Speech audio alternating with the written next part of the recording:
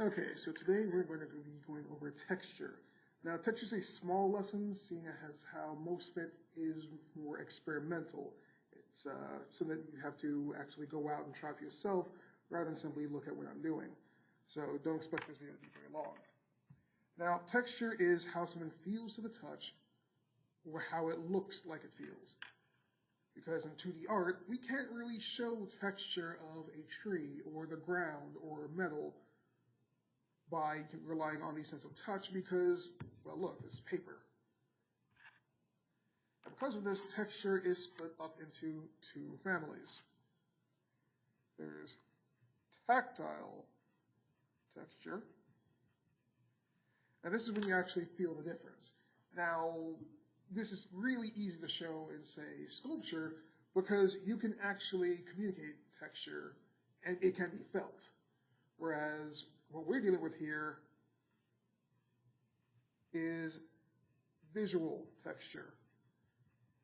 Since we have to deal with the fact that we're only working with paper, we have to use extra measures to make it clear that one thing does not feel the same as something else within the same picture plane.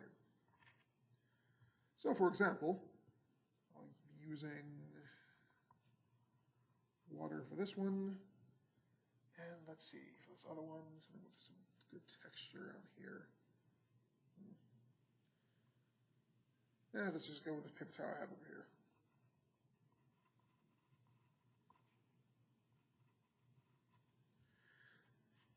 Now, when dealing with visual texture, we have to work with our previous elements. So, line, value, and to an extent, shape. Not always, but a lot of times. Water, for example, relies on smooth movement. And back from our notes, we know that smooth or graceful movement would be curved lines. So we're going to take this as if something just dropped into the water here. So,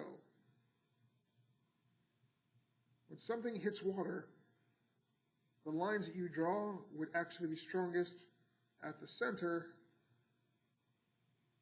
and then start breaking apart and becoming thinner the further away you get.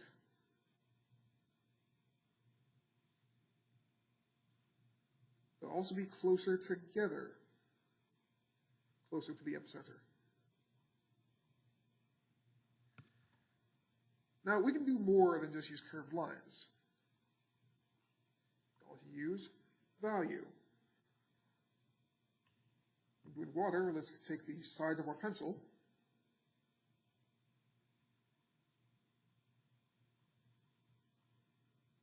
and for this we're going to use the blending method, making sure to leave white spaces because of how water reflects light.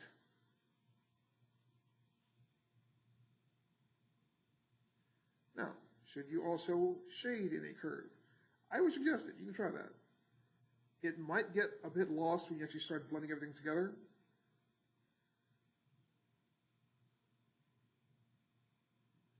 But that's just part of the process.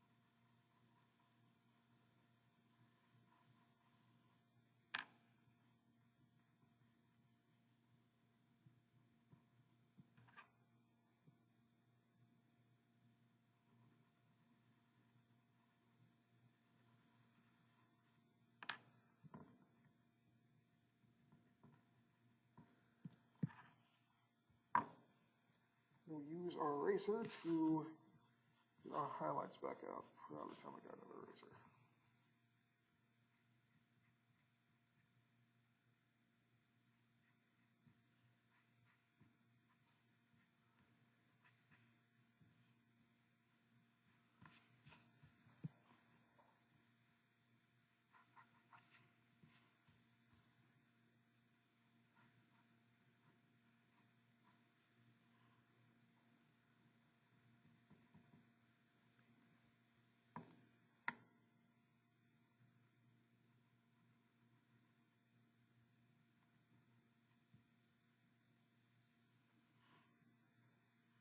Okay.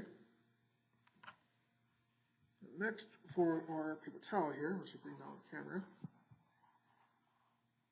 notice all the little designs they put into this. It just really circles and ovals. Let's bring it in close here. It's not just that, but look at all the little grooves that are just more and more circles.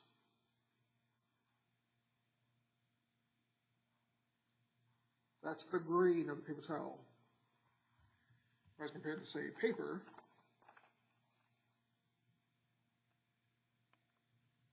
the grain is more in horizontal lines, or vertical, pointing vertically. It all follows the actual paper here. So, using our paper towel as our example, now am I expecting you to make a bunch of very tiny circles? No.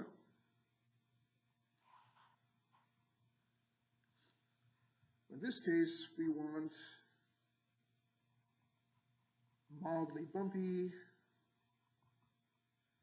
this case, we're going to value here, which is using the stippling method, or pointillism. I believe I use both terms in the notes.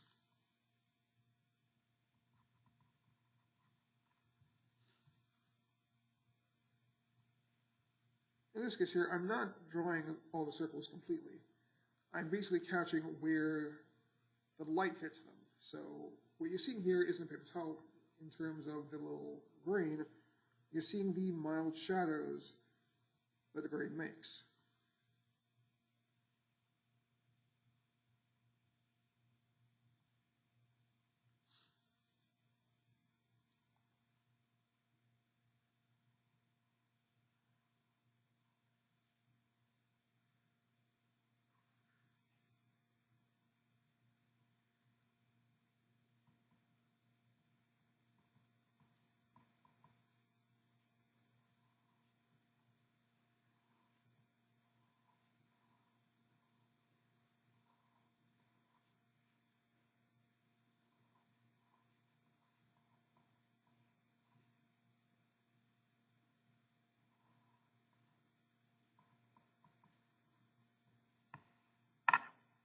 Make sure it breaks because this will start to string end.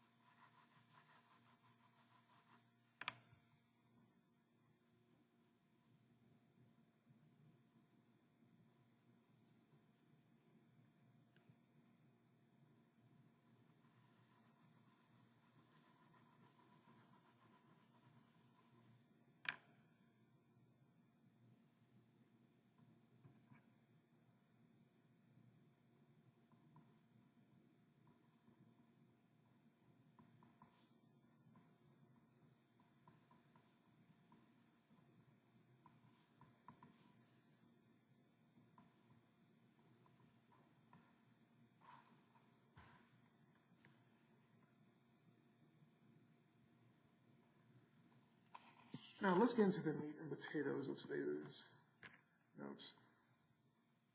Now, for your assignment, you're going to be creating what is called a texture map.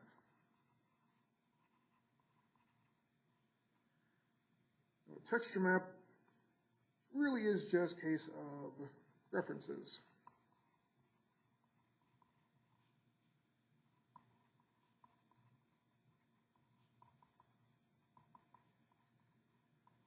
In this case, reference for various textures, both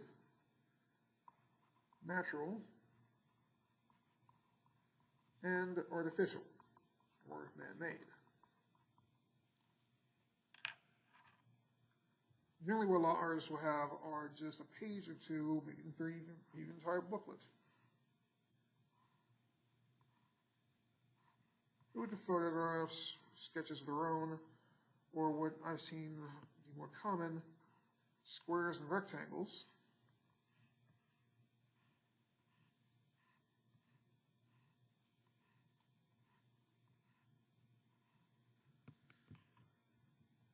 Each one labeled. So let's say bark, tire, paper towel, wood grain, metal, rusted metal, and so on and so forth. Then they would find these very objects around them, whether it be in their surroundings or going outside or going to a set location. And then they would sit down and just draw what they see into these boxes. And that's what we'll be doing today. In the assignment, you're going to see they'll ask you to draw 6 boxes. And what I'm asking you to do is find 3 natural textures and 3 artificial textures to make your own little texture map. This will not be the only one we make this year, but this would be a nice little exercise before you get into them. That's about all for today.